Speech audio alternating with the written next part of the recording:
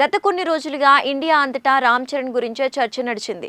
ఇప్పుడు పాక్‌లో కూడా గ్లోబల్ స్టార్‌పై పెద్ద ఎత్తున చర్చ సాగుతోంది. ఇంతకీ ఏంటా కారణం?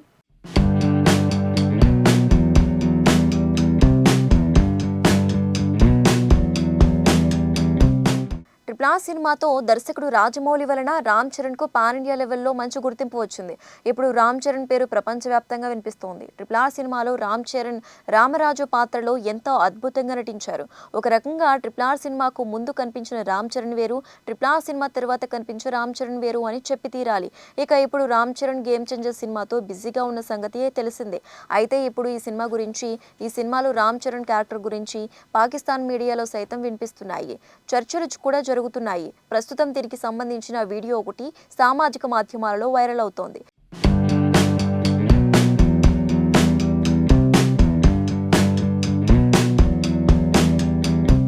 దీనికి సంబంధించిన వివరాలు ఇలా ఉన్నాయి.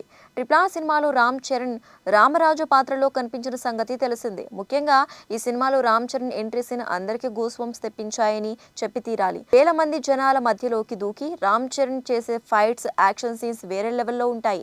అయితే తాజాగా ఈ యాక్షన్ సీన్స్ గురించి, రామ్ చరణ్ నటన గురించి పాకిస్తాన్ మీడియా సైతం మాట్లాడుకోవటం అందరినీ ఆశ్చర్యానికి గురిచేసింది.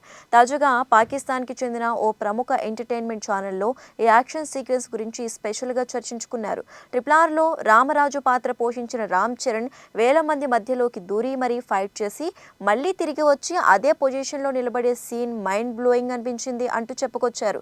దీనితో ఈ వీడియో సోషల్ మీడియాలో అందరికీ ఆసక్తికరంగా మారింది. ఇక దీని గురించి కేవలం పాకిస్తాన్లోనే కాకుండా హాలీవుడ్లో కూడా రామ్ చరణ్ హవా నడుస్తోంది.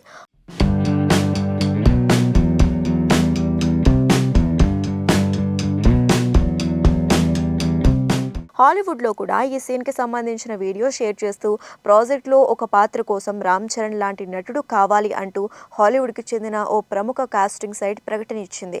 దీనితో రామ్ చరణ్ పేరు ప్రపంచవ్యాప్తంగా మారుమ్రోగుతోంది. ఇక రామ్ చరణ్ తాజాగా అనంత్ అంబానీ, రాధికా మర్చెంట్ల ప్రీ వెడ్డింగ్ వేడుకల్లో కూడా సందడి చేశారు. రామ్ చరణ్ కాకుండా తెలుగు హీరోలు ఎవరూ కూడా ఈ వేడుకలలో కనిపించలేదు.